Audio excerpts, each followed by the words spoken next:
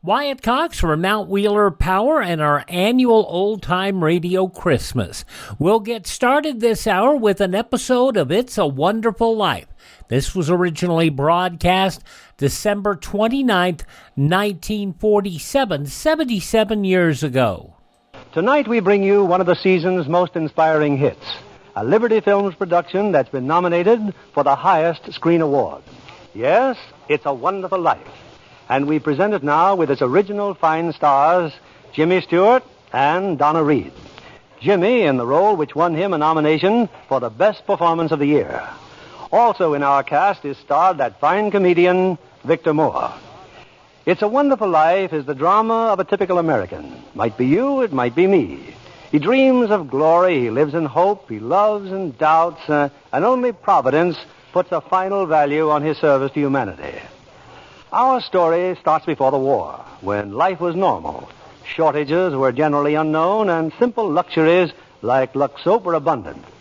I won't say that's the only reason people said it's a wonderful life, but I do know from the thousands of letters in our files that most of them said it's a wonderful soap.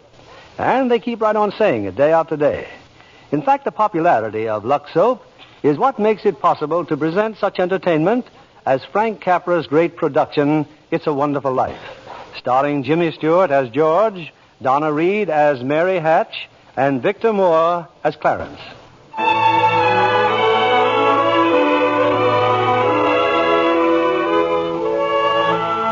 This is the story of George Bailey, citizen of Bedford Falls, New York.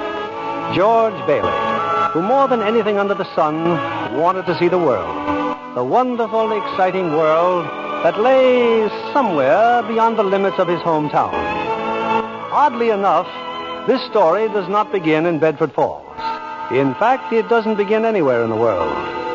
It begins in heaven, where the superintendent of angels has just summoned an apprentice angel named Clarence.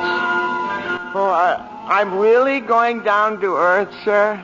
Oh, how splendid. Yes, there's a very discouraged man down there, Clarence, George Bailey.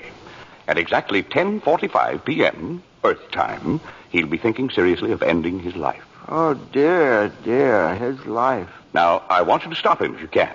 Now, sit down. I'll give you Bailey's case history. Sir, if I should accomplish my mission, may I perhaps get my wings? I've been waiting over 200 years now, and, well, people are beginning to talk. Clarence, what's that book? The Adventures of Tom Sawyer, sir. I was reading it when you sent for me. Oh, fine book. Excellent. Well, you do a good job on George Bailey, and we'll see about your wings. Oh, thank you, sir. Now, listen. When George Bailey was a boy, two events occurred that you should keep in mind. One was when his young brother, Harry, fell through the ice and almost drowned. George saved him. Brother fell through the ice. George saved him. Ever since, George has had a bad ear. All that icy water, you understand. Yeah, bad ear. Yes, sir. The other event came a few months later. George used to work after school in Mr. Gower's drugstore. One day, Mr. Gower's only son died of influenza. It was a terrible blow, and poor Mr. Gower tried to lose his grief in whiskey. Where you been, George? Mrs. Blaine's called twice. What happened to her prescription? You lost it, didn't you? No, Mr. Gower. Here it is. Well, you good for nothing. Don't you know that Blaine girl's very sick? Mr. Gower, my ear. You're hurting my sore ear. Teach you to loaf, you lazy brat. Mr. Gower, you don't know what you're doing. You put something wrong in those capsules. Shut up. Oh, I know you feel bad, but look, Mr. Gower, look.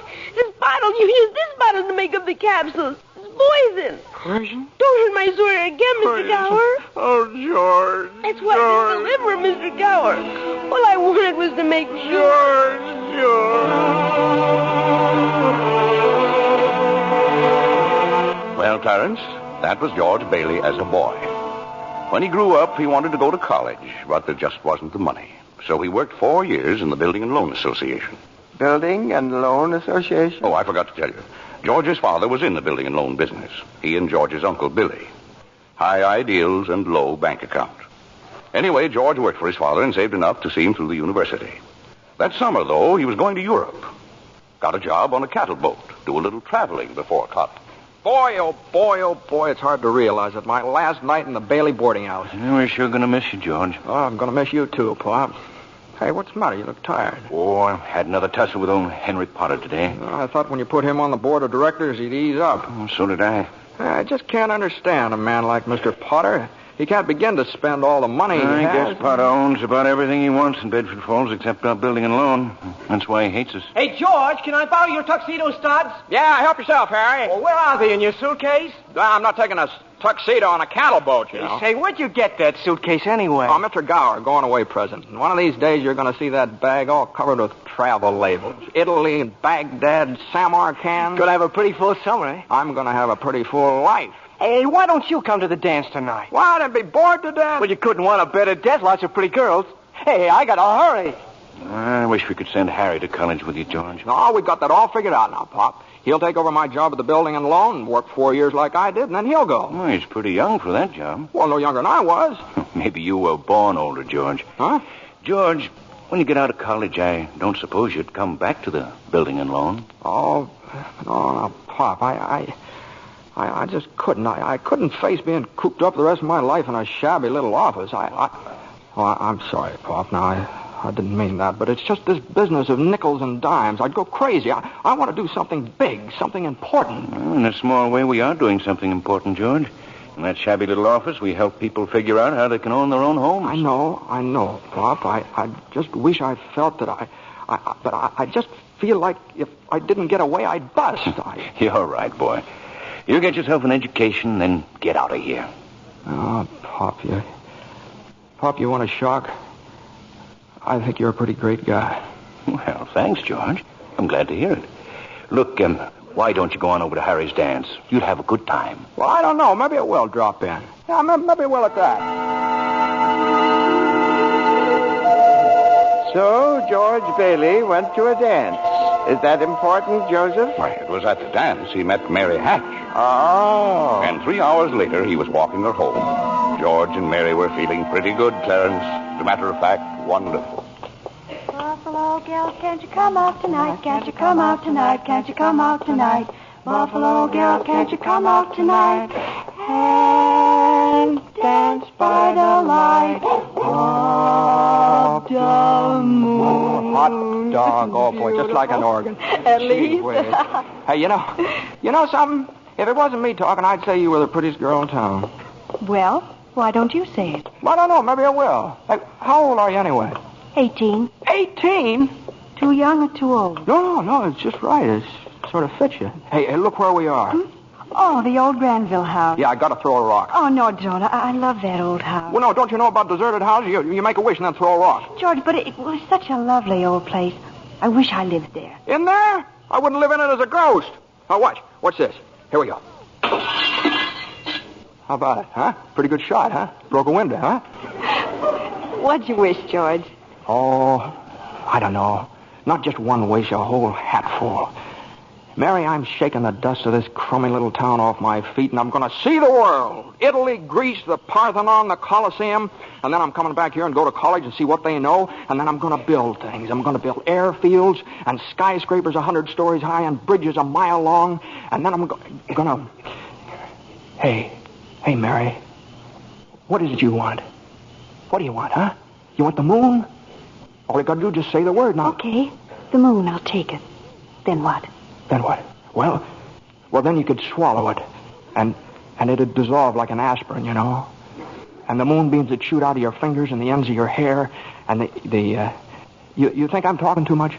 Yes, why don't you kiss her instead of talking her to death? How's that? Youth is wasted on the wrong people. Well, hey, just a minute, mister. Hey, you come back here. I'll show you some kissing if you want to. George! Hey, Uncle Billy, look here. I'm going to kiss Mary. Watch. George, get in the car quick. Your father's had a stroke. What? George, get in, hurry.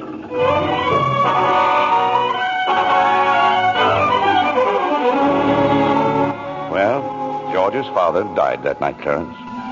So, of course, George couldn't go to Europe. But that fall, just as he was ready to leave for college, the directors of the building and loan had a meeting. They're going to appoint a successor to Mr. Hale. What was that you said, Mr. Potter? I said as long as Peter Bailey's dead, let's dissolve the building and loan. We don't need it. No, wait a minute. Oh, you wait a minute. Peter Bailey was not a businessman. Ideals without common sense can ruin a town. What do we get? A discontented, lazy rabble instead of a thrifty working class. Hold on, Mr. Potter. I meant no disrespect, George, but... Oh, wait a minute here. Why my father ever started this cheap penny ante building and loan, I'll never know. But just remember this, Mr. Potter, this rabble you're talking about, they do most of the working and the paying and living and dying in this community. Well, is it too much to have them work and pay and live and die in a couple of decent rooms and a bath? Anyway, my father didn't think so. People were human beings to him. But to you, a warped, frustrated old man, they're cattle.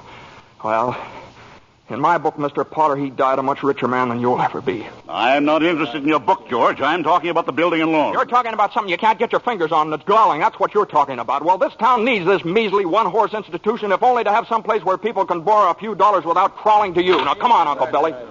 What happened, George? Yeah, all we heard was a lot of yelling. Boy, oh, boy, you should have heard George. Yeah, they're in there voting us out of business. Oh, who cares? I can get another job. I'm only 41. 45. Well, you get out of here, George. You missed your boat trip. Do you want to miss college, too? George, we've just voted Potter down. We're still in business. Whoopee! We're still in business. We're still in business. But there's one condition, George. They've appointed you to take your father's place. Appoint me, but I'm going to college. Look, this is my last chance. Uncle Billy's your man. George, you've got to take it. They'll vote with Potter otherwise. They said so. They even...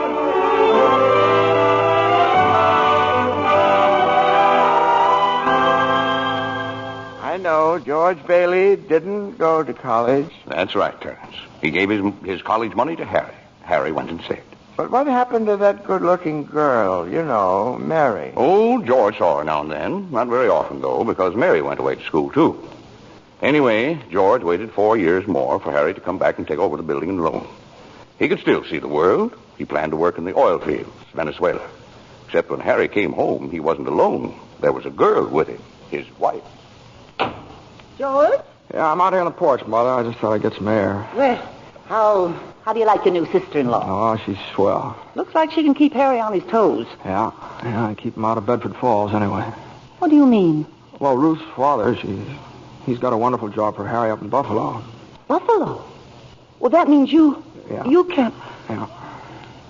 George, did you know Mary Hatch is back from school? Hmm? Yeah. Nice girl, Mary. Mm-hmm. Oh, stop grunting. Give me one good reason why you shouldn't call on Mary. Well, Sam Wainwright. Sam's crazy about Mary. Well, she's not crazy about him. Well, now, how do you know that? Did she discuss it with you? Besides, Sam's away in New York. Oh, and all's fair in love and war. I see.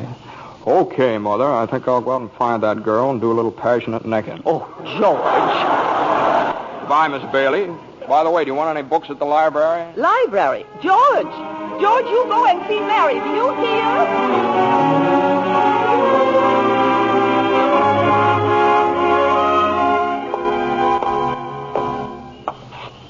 George, is that you out there? Oh, hello, Mary. Well, are you coming in? I just happened to be passing by here. Oh, I thought you were picketing. Have you made up your mind? How's that? Have you made up your mind? About what? About coming in. Your mother just phoned. She said you were coming over. My mother just phoned. What does she mean, Carla? I just happened to be passing by, that's all. I didn't... Well, all right, I'll come in for a minute, but I didn't tell anybody I was coming here. You fella can't go out for a walk nowadays without you. When'd you get back? Tuesday. Where'd you get that dress? Do you like it? It's all right. Well, no point standing here on the porch. Come on in. I still can't understand it. I didn't tell anybody I was coming here, you know. Would you rather leave? Well, no, I don't want to be rude. Sit down for a while. It's nice about your brother and Ruth, isn't it? Yeah. That's all right. Don't you like her? Well, of course I like her. She's a peach. Oh, just marriage in general you're not enthusiastic about, hmm? No. Marriage is all right for a lot of people. It's all right for Harry and Sam Wainwright and you. For Sam? Harry? It's George Bailey, Mother. What's he want? I don't know. What do you want? Me? Not a thing. Not a thing, and I just came in to get warm. He's making violent love to me, Mother. You just tell him to go right back home.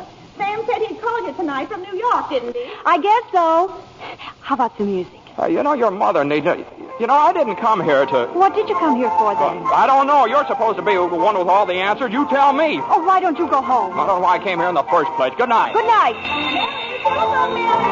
Okay, the way you're shouting, you'd think that... You'd think what? All right, I'll get it. George, on your way out, would you mind turning off the phonograph? I'd be very happy to. Doggone crazy song. Hello? Sam? Mary, gee, it's good to hear your voice. How are you, Sam? I forgot my hat. Hee-haw.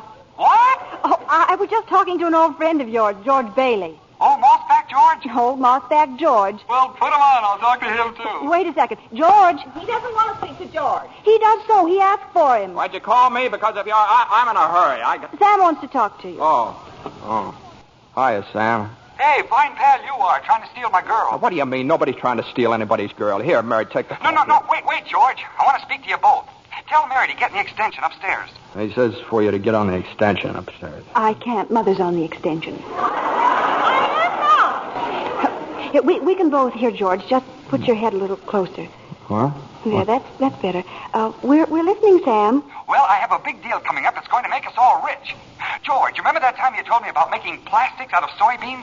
Soybeans? Yeah. Soybeans, yeah. Well, my father's checked into it, George, see, and now he's going to put up a factory. How do you like that? A factory, huh? And here's the point, George. I may have a job for you unless you're still married to that broken-down building and loan. Oh, Mary? I'm here. You tell that guy I'm giving him a chance of a lifetime. Do you hear? He says it's the chance of a lifetime. And give me that phone. Here's George again, Sam. George. Now, you listen to me, Mary. I don't want any plastics, and I don't want any job, and I don't want to get married ever to anyone. Do you understand that? I want to do what I want to do, and you're not going to trick me. And you're... Mary. George. Mary. Oh, Mary, darling, I love you, Mary.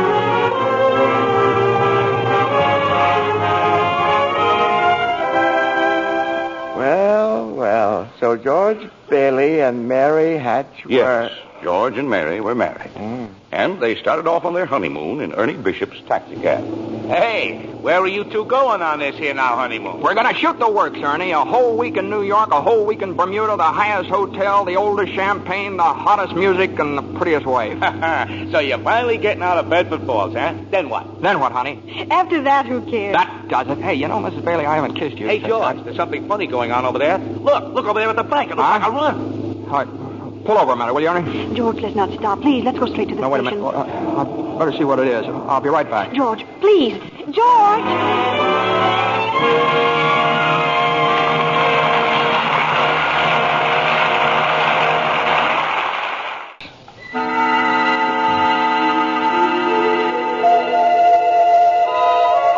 Well, we're back in heaven again, where the superintendent of angels is reviewing the case history of a mortal named George Bailey. Clarence, the apprentice angel, is very eager to depart on his mission to the earth. Poor George Bailey. Oh, he's certainly in desperate trouble, Joseph. I'll go to him at once. Now, you sit down, Clarence. Sit down. We're nowhere near the point where George Bailey's thinking of taking his life. We're not? Now, where were we? Yes. George and Mary had just started out on their honeymoon when they ran smack into the financial panic of 1932. In the waiting room of the building and loan, 100 frantic people were clamoring for their safety. Hey, what's going on, Uncle Billy? What's happened? All those people out there. This is a pickle, George. All I know is the bank called our loan an hour ago. I had to hand over all our cash. Holy mackerel. Whole town's gone crazy. Bank's in the same spot we are. Our charter. What about our charter? Our charter says we have to stay open until 6 p.m. The state can take away our license if we don't. How can we stay open till 6 without any money? George, where are you going? I'll have to talk to those people. Come on. Now, please, folks. Now, just a minute. Just a minute. Now, please. How about our money, George? Where's our money? Well, come on, now, please. Wait a minute. Now, listen to me. Now, you're thinking of this place all wrong. Your money's not here. Wait a minute now. Let me tell you, your money's in people's houses. In the Kennedy house, in the McLaren house, and in your house, and 100 others. Now, what are you going to do? Foreclose on them? I got $240 in shares. Now, let me have it. All right, Charlie. Now, you'll get your money in 60 days. 60 days? Well, now, look, that's what you agreed on when you bought your shares. I got my money! Yes! Old man Potter's taking over the bank. He'll pay you 50 cents on every dollar. Then let's take our shares to Potter. Half is better than nothing. Now, wait a minute. Please, folks. I beg of you not to do this. If Potter gets hold of your shares, he'll be owning this building and loan. And he's got the bank, he's got the bus line, he's got the department stores, and now he's after us because he wants to keep you living in his shacks and paying the kind of rent he decides to charge. Now, we can get through this thing all right, but we've got to stick together. We've got to have faith in each other. My husband's out of work. We need money. I've got doctor bills to pay. I can't feed my kids on saved. We still got some money. Hey, Mary. Here it is, George. You told me to hold on to it. Would have made a nice honeymoon. Bought furniture, too. Hey, now, wait a minute, folks. Listen. I've got $2,000. All right, Charlie, how much do you need? $240. No, Charlie, now listen, just enough to tide you over. I said $240. Okay. Uncle Billy, give Charlie $240. All right, Ed. Now, how much just to get by on? $20, I suppose. Now you're talking. Now, Mrs. Thompson, how about you? $20 will do me. Good. $20. Uncle Billy, pay it back when you can now. Pay it back when you can. All right. Who's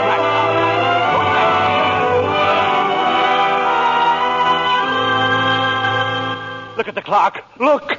5 seconds, 4 seconds, 3, 2, 1. 6 o'clock. We made it. Lock that door, Eustace, quick.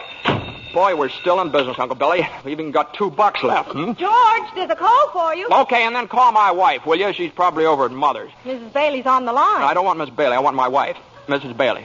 Miss Bailey, that's my wife. Give me the phone, will you? Hey, Mary, listen, Mary, I'm sorry. Come home? Well, what home? Well, 323 Sycamore. Well, whose home is that? What? Well, Mary, how can I... Well, sure, all right, sure, I'll be there. Clarence, guess what 323 Sycamore was? His mother-in-law's house, huh? Oh, no. Number 323 Sycamore was the old Granville house, the one George threw rocks at and made wishes. Yes, sir, that's where they spent their honeymoon. That's where they started housekeeping. They were still living there 2 years later when old man Potter asked George to stop over at his office. Sit down, George. Sit down, do. Have a cigar? Well, thank you, sir. George, you're a young man, married, making, say, $40 a week at the building and lawn. 45. 45. Now, if you were some ordinary yokel, I'd say you were doing fine. But George Bailey is intelligent, ambitious. He hates the building and lawn almost as much as I do. He's been dying to get out of town ever since he was born, but he's trapped. Trapped into frittering his life away playing nursemaid to a lot of garlic eaters. Do I paint a correct picture, George, or do I exaggerate? Well, what's your point, Mr. Potter? My point is that you're the only man in town who has licked me.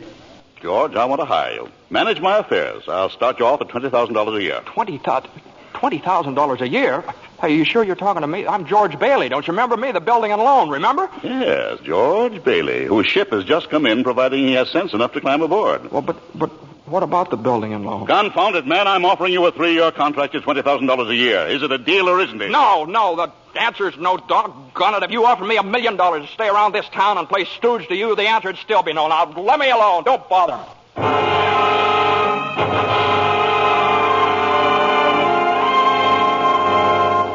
George, what did Mr. Potter want? Oh, it's nothing. He just talk. It's nothing. Oh, gee. Mary Hatch. Mary, why in the world did you ever marry a guy like me anyway? To keep from being an old maid. I was going to see the world. I was going to build things. I was going to give you the moon. What have I given you? Not even a new dress, not for months. Gee whiz, I feel awful. So do I. Mornings especially. I could have married Sam Wainwright, anybody else in town. I didn't want to marry anybody else. I want my baby to look like you. You didn't even have a honeymoon, and I promised you that you what? My baby. Hey, Mary, you mean you're on the nest?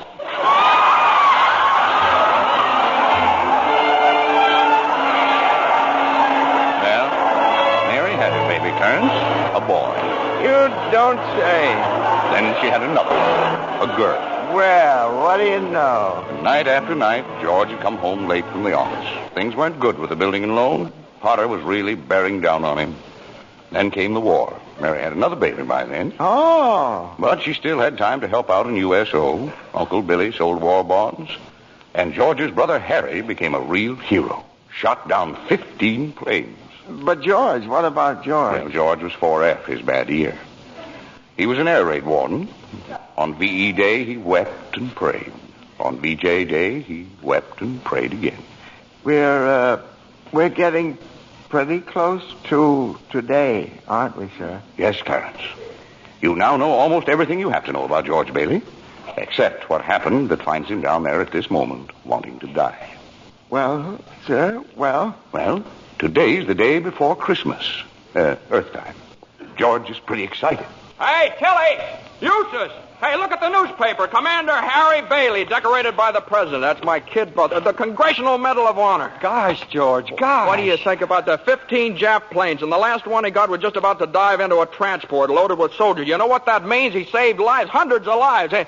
The conclusion of It's a Wonderful Life, December 29, 1947, from the Lux Radio Theater, follows CBS News.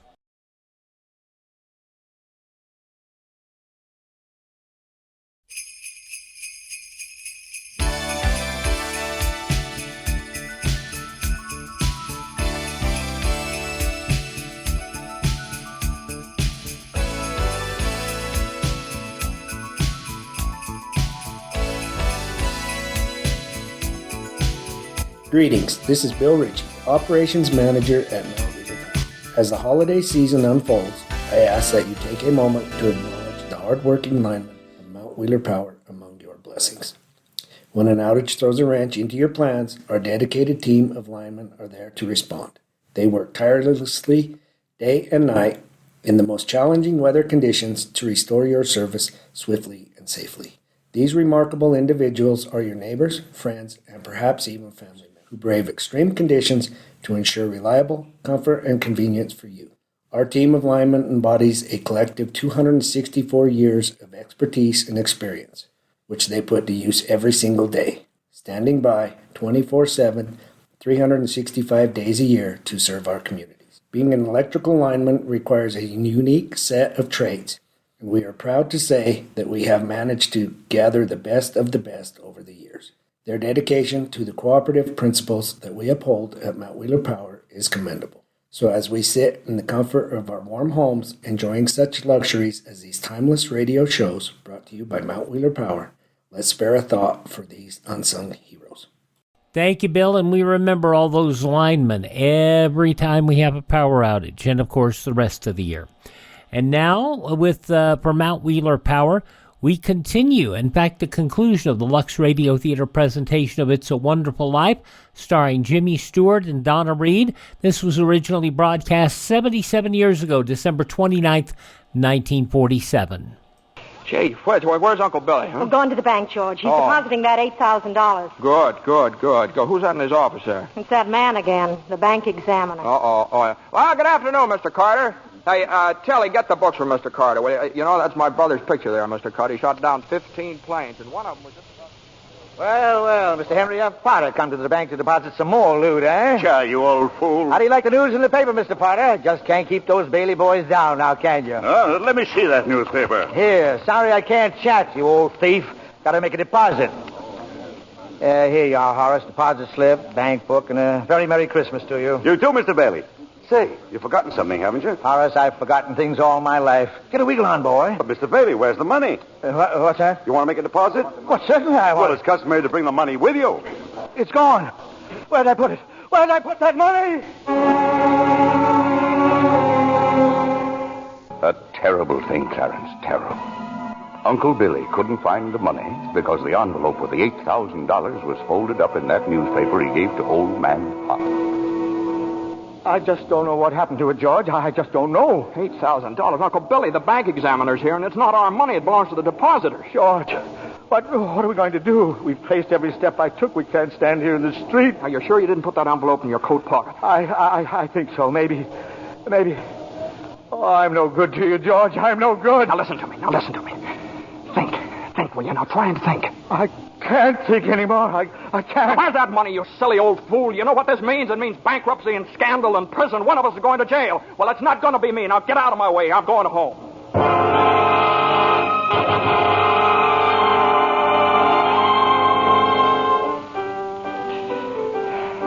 George, dear, what's wrong? You haven't said a word since you came home. Oh, well, that banging on that piano. Does she have to just keep playing that same piece over and over and over and over again? I have to practice for the Christmas party, Daddy. What is it, dear? Another hectic day. Yeah, another red-letter day for the band. Dad, Murphy's got a brand new car. You should see it. What's the matter with our car? Isn't it good enough for you? I'm sorry, Dad. I only... Run upstairs, Petey. See if Zuzu's all right. okay, Mom. Now, what do you mean? What to see if Zuzu's all right? What do you mean? Oh, she caught a little cold coming home from school. She didn't button up her coat. Well, what is it? What do you mean, just a cold? George, the doctor said it was nothing serious. Was the doctor here? Well, I thought he'd better look at her. This old drafty house. No wonder we don't all have pneumonia. Might as well be living in a refrigerator. Why'd we have to live here in the first place and stay around this measly, crummy old town? George, what's happened? Everything's happened. You call this a happy family? Why do we have to have all these kids? Daddy, how do you spell frankincense? I don't know how you spell. You ask your mother. Where are you going? Upstairs to see Zuzu. Hello? Oh, thank you, Mrs. Welch. I'm sure she'll be all right. Who's that? Zuzu's school teacher. What? Oh, yes, the doctor says she'll be fine tomorrow. Here, give me that phone. George, please. Mrs. Welsh? Well, this is Mr. Bailey. Say, what kind of a teacher are you anyway? What do you mean sending Zuzu home like that half naked? You realize you probably end up with pneumonia just because of your stupidity? You know, maybe my kids aren't the best dressed kids in town, but at least... Hello. Janie, will you stop playing that lousy piano? Cut it out. Stop it. George, for heaven's sake, what's wrong with you? I'm sorry. Janie, I'm sorry. Mary, I've just got to get out of here.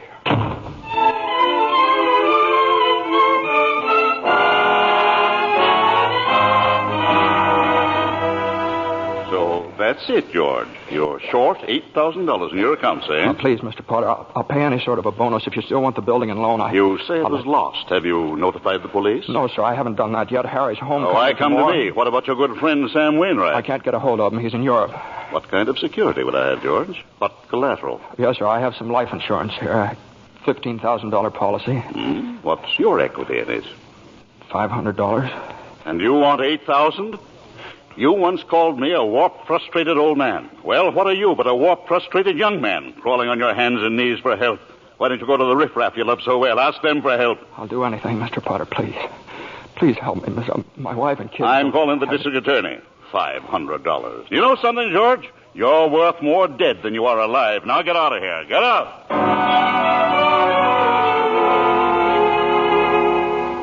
And all the time, Potter had the $8,000 in his desk drawer. It's still there, Clarence. But where's George, sir? Where? Well, he went over to Martini's Cafe. He's had a couple of drinks, Clarence. He's just standing there, sort of in a daze. Oh, God. Oh, God, dear Father in heaven,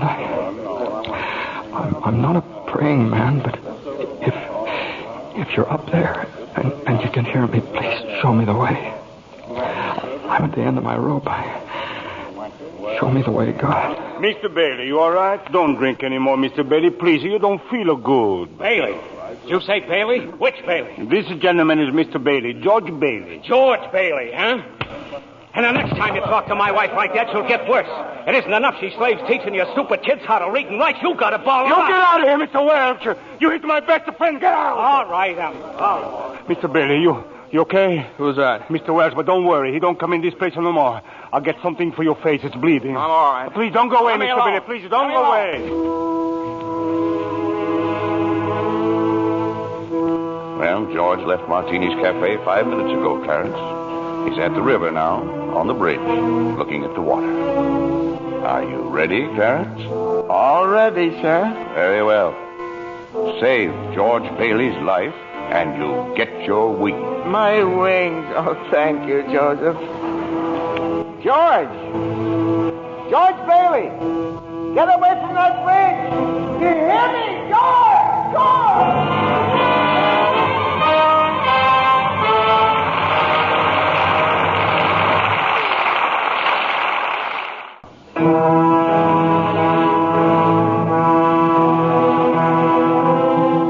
Numb with despair, convinced, as Mr. Potter said, that he's worth more dead than alive, George Bailey stands on a bridge, staring at the dark and frigid waters below. Suddenly, there's a splash.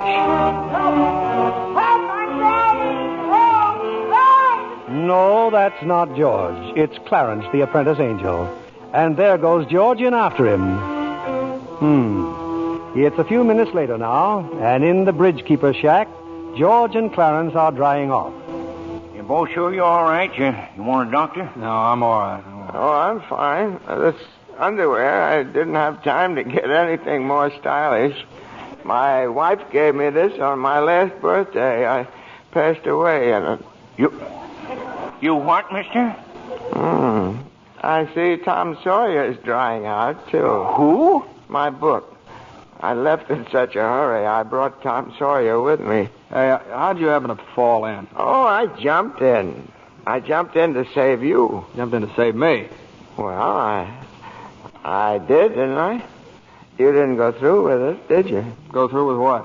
Suicide. Hey, it's against the law to commit suicide around here. Yeah, it's against the law where I come from, too. Where do you come from? Heaven. Oh, that's very funny. Your lips bleeding. Yeah, I got a bust in the jaw in answer to a prayer. Oh, no, George. I'm the answer to your prayer. Hey, how'd you know my name? Oh, I know all about you. Well, who are you supposed to be, anyway? Clarence Oddbody, AS2. Clarence Oddbody. What's the AS2 for? Angel, second class. Hey, I'm getting out of here. You may not need a doctor, but I do. Cheerio, my good man. Hey, look here. Why'd you want to save me? Because I'm your guardian angel, George. Oh, I see. Uh-huh. Well, you look like about the kind of an angel I'd get. What happened to your wings? Well, I haven't won my wings yet. That's why I'm an angel, second class. Oh, I see. But you can help me earn them, George, by letting me help you. Oh, don't happen to have $8,000 on you, do you? Oh, no. We don't use money in heaven. Oh, that's right. Yeah, I keep forgetting. I see. Comes in pretty handy down here, bub. Oh, tut. Whereas I found it out a little late. You know, I'm worth more dead than alive. You mustn't talk like that. Joseph will never give me my wings if you keep feeling that way. You just don't realize what you've done for your folks. Why, if it hadn't been for you... If it hadn't been for me, everybody would be better off. My wife and my kids and my friends. Oh, this is not going to be easy. And I'll be better off if I hadn't been born. What did you say? I said I wish I'd never been born. George, that's wonderful. Wonderful? What? The idea you just gave me. Well, you got your wish. You've never been born. I've never been born? Exactly. No worries, no $8,000 to get, nothing. You simply don't exist. All right, okay, all right. George, I can do things, strange things. I can show you the world, George, the way it would be if you hadn't been born. Hey, wait a minute. This ear of mine. Hey, say something else in that bad ear. You don't have a bad ear anymore. Oh, I don't think you're concentrating. Oh. Don't you see? You're not the George Bailey you think you are. You're nobody. Oh, that's the doggonest thing I ever saw, that ear. Your lips stopped bleeding, too. Yeah. Hey, what's happening around here? What is this, anyway? I need a drink. That's what I need. What about you, Angel? You want a drink? Well, I don't quite know. Come on. We'll go as soon as our clothes are dry. Clothes are dry, George. Hey, so they are. That's funny. Well, look, let's get dressed and we'll stroll over to Martini's and then... excuse me. I'll stroll. You fly. Yeah. Oh, no, I don't have my You don't wings. Have your wings yet. That's right. I forgot that. A couple of drinks and we'll both fly, huh?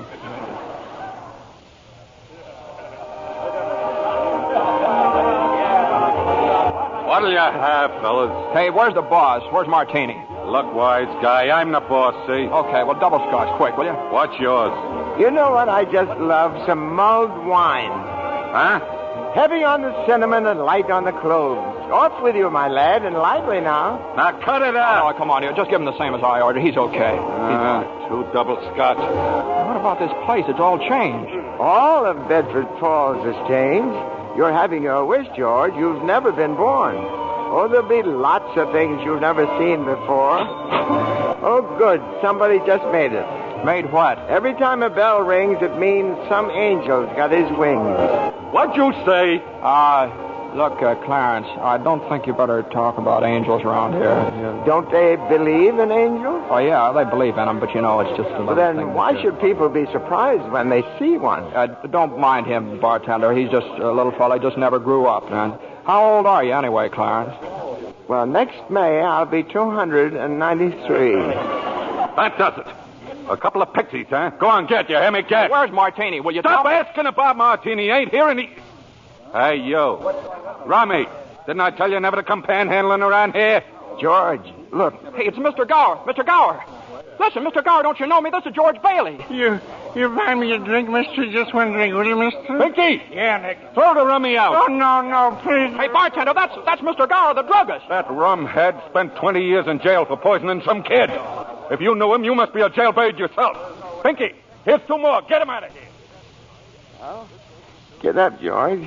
Good thing he threw us in a snowbank, huh? Where's Mr. Gower? Mr. Gower doesn't know you, George.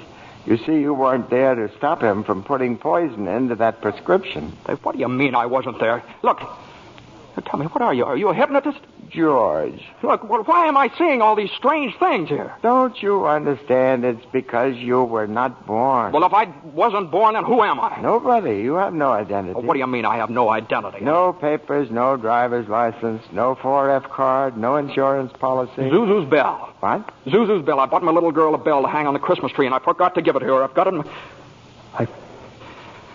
It's gone. It's gone, too. Everything's gone. But you've been given a great gift, George. A chance to see what the world would be like if you'd never been born. You're crazy. You're crazy as a bedbug, and you're driving me crazy, too. Now, look, I'm going home to my wife and family. Do you understand that? And I'm going home alone. Better not leave him alone, Clarence. Keep following him. Joseph, I'll stay near him, sir. Poor George. He's seeing Main Street now the way it'd be if he hadn't lived. The thing that's really shocked him, sir, is the building and loan office. Know what's there now? Pawn shop. What's he doing? Can you see? He's talking to Ernie Bishop, the taxi driver. He wants to go home. You better tag along, Clarence. Oh, I will, sir. I will. Come on, step on it, will you, Ernie? Get me home. I'm off my nut. Where do you live, buddy? Oh, now, doggone it, Ernie. Don't you start pulling that stuff on me. 323 Sycamore. 323 Sycamore. Yeah, hurry up. Zuzu's sick. Okay, buddy. Hey, look, Ernie, I don't know what's happened. I'm going crazy or something. I got some bad liquor. Now, look, tell me this now. You're Ernie Bishop, right? And you live with your wife and kid down... You seen my wife? What do you mean? I've seen your wife. I've been in your house 100 times. What do you... We built it for you, didn't we? Bud, my wife took the kid and ran away 5 years ago, and I ain't never seen you before in my life, see? Okay, Ernie, okay. Just step on it. Get me home.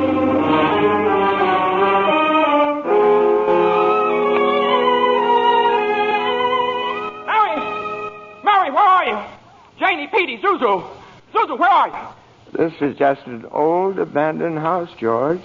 You have no wife, no children. Where are they? What have you done with them? Hey, I'll break that Tinsley, I told you. All right, up with your hands. Oh, Bert the cop. Thank heaven you're here. Now, look, why don't you be a good fella and I'll take you to a doctor. Bert, listen to me. What's the matter with you guys? Now, listen, it's that fellow there. He says he's an angel. He tried to hypnotize me. I hate to use my nightstick, but I guess I... Ow! Run, George, run. He can't hit you while I'm biting him. George, run! My teeth aren't what they used to be.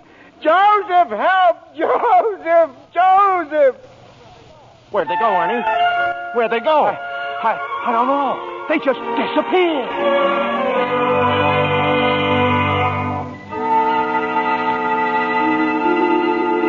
Clarence! Oh, Joseph, I hope you don't mind my calling on you like I did. It was very irregular, Clarence.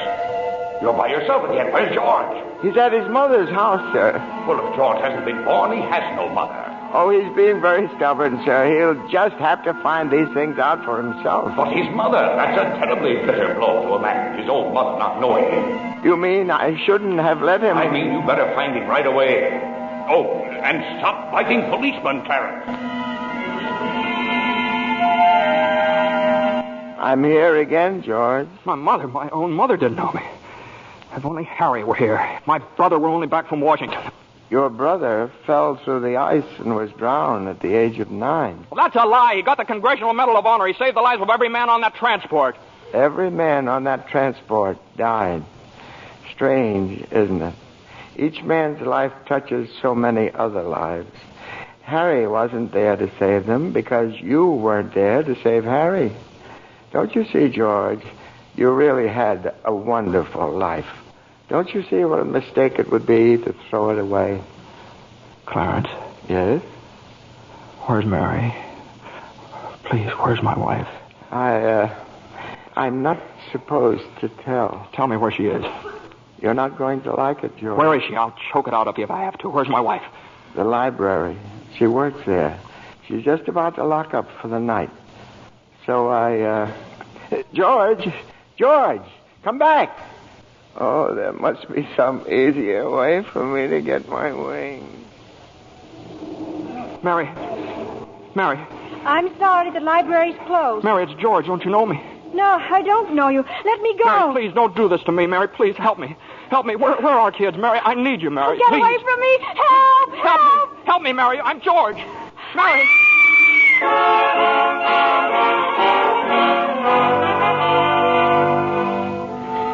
Clarence.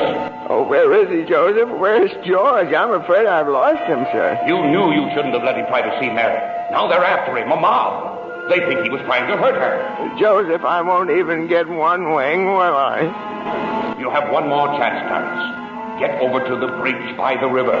I think George has seen just about enough. But the mob... Now, don't worry. They've lost him, too. Now, hurry up. Oh, thank you, Joseph. Thank you. Clarence, where are you? I'm here, George. Help me, Clarence. Get me back. I don't care what happens to me. Only get me back to my wife and kids, please. I want to live again. Oh, thank you, George. Thank you, boy. I want to live again, please. Oh, God, please let me live again. George? Is that you down there, George? Now get out here, Bert. Get out here. You come in any closer, I'll let you have it. What the hell are you yelling for, George? Come on, George, Bert, do you know me? No, yeah, I've been looking all over town for you. Where you been? Hey, Bert, I'm alive again, Bert. You sure you're all right? Hey, your mouth's bleeding. It is. Hey, my mouth's bleeding. Bert, look at the blood come out of there, would you? And where's Zuzu's Christmas bell, Bert? I had it right in my pocket. Here it is! Hey, it's in my pocket. What do you know about it? Hey, Merry Christmas, Bert! Well, Merry Christmas. Get in the car. I'll drive you home. You will, Bert? We'll do that and turn the siren wide open, huh? Merry Christmas, Bedford Falls. Hey, Merry Christmas, old building and loan. Merry Christmas, Mr. Potter. Yippee! Come on. Hey, Bert, come on in with me, huh? What are these people, these reporters? Hey, Merry Christmas, reporters. Hey, Mr. Bank Examiner, Merry Christmas. Mr. Bailey, there's a deficit. I know, $8,000, I'll bet, huh? George, I've got a little paper here. I'm sorry. I bet it's a warrant for my arrest. Isn't that wonderful? Merry Christmas. Hey, where's Mary, you know? Look at this wonderful old drafty house. Isn't it wonderful? Have you seen my wife? Where's Mary? Mary! Merry Christmas! Kids! Hey, kids, Janie, Petey! Hey, I could eat you up. Where's your mother? She went looking for you, Daddy, with Uncle Billy. Oh, Daddy. Zuzu, my little ginger snap. How do you feel, huh? Fine, Daddy. Not a snitch of temperature. Not a snitch of temperature. Hallelujah! George, darling. It's Mommy. Mommy's home. Mary. George, where have you been? Mary. George, Mary, now, look, just let me touch you. Oh, you're real, Mary. Oh, you've no idea what happened to me. You've no idea what's happened either. They're on their way here. Who's on their way? Oh, the police department? The FBI, the National Guard? I'm alive again, Mary. Oh, listen, Mary, I'm alive again. Oh, yes, darling, yes. Now close your eyes and come on downstairs. What is it? We can't open my eyes yet, Mary? What's going on here? Now keep your eyes closed. Now, I'll just walk you over here by the Christmas tree and... Oh, the people, I hear lots of people. What is it? Lots of people. Just 1 minute now. We're all ready, Uncle Billy. Come in, everybody. George, look! Just look! Uncle Billy! Money, George. A laundry basket filled with money. Money for you. Mary did it, George. Mary! I don't understand. What money? What? People heard you in trouble, darling. These people, your friends, they've collected this money for you. The $8,000. Charlie. Hey, there's Martini. Mr. Gower. Hey, how are you, Mr. Gower? Mrs. Thompson, Ed, Tom, everybody. None of us would have a roof over our heads if it wasn't for you, George. Gosh, this is wonderful. Hey, Mary, look who's coming in. Mother. Hi, Mother. Hey, and Harry. Got Mary's telegram, George. I flew in as fast as I could. Hey, everybody, a toast. How about a toast? Oh, good idea, Ernie. A toast to my big brother, George. The richest man in town. Daddy, my Christmas bell. You didn't forget. Here, honey. Here's your bell. Daddy. Darling, what's this on the table here? This book? The Adventures of Tom Sawyer. Look, there's something written in it. Dear George, remember no man is a failure who has friends. Thanks for the wings. Love, Clarence. Clarence? Yeah, he's a very dear friend of mine. Daddy, this is well said. Every time a bell rings, an angel gets his wings. That's right, Zuzu. That's right. That's right. Attaboy, Clarence. Attaboy, Clarence. Happy landing.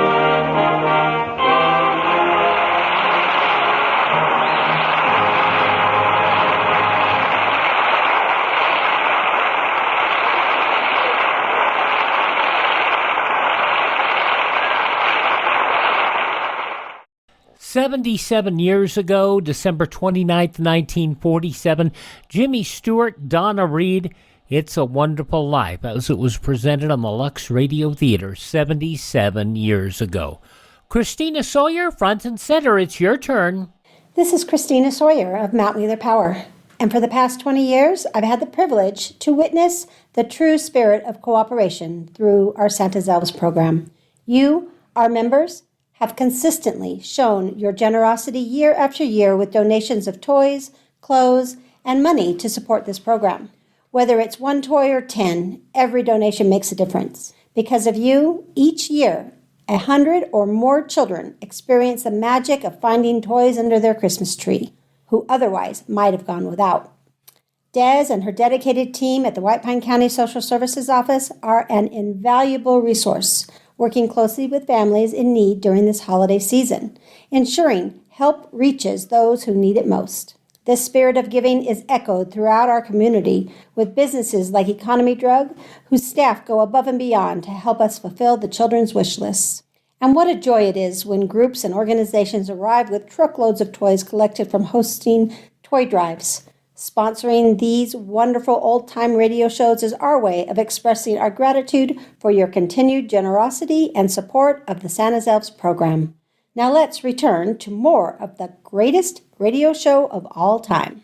And so many of you are so very, very kind to contribute to the Mount Wheeler Power Santa's Elves program each and every year.